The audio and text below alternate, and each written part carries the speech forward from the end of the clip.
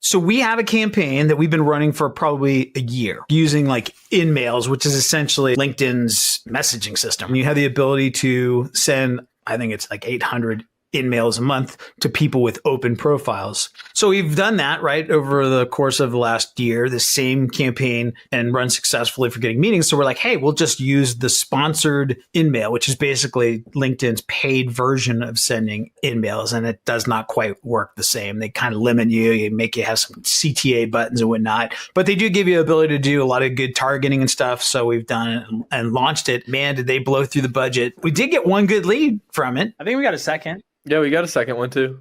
But we did. That's not showing up in the numbers. But at any rate, it just reminded, like, I haven't done media buying for probably a long time, probably 10 years, 8 years, maybe. And just getting back into it, I just remember a lot of the things that were part of launching a campaign, making sure that you don't have too much friction in things, making sure you're getting response rates, those things. And actually, the cost per send was pretty on target with what I predicted. I think I had on there 50 cents, and it was. For the most part, you were pretty accurate in terms of like where we were thinking we would be.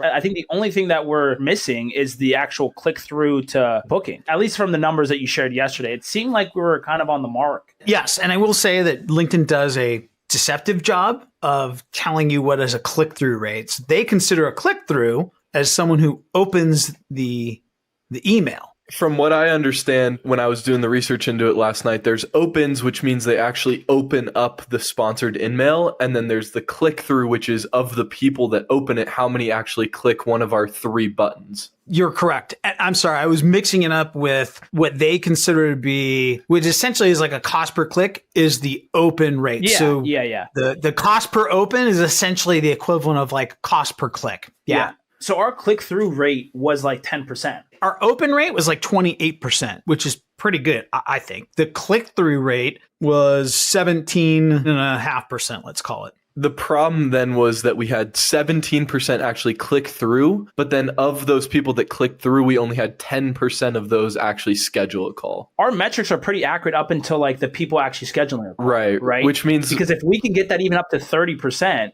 then all of a sudden, I think we're on par with what we kind of were estimating. Yeah, exactly.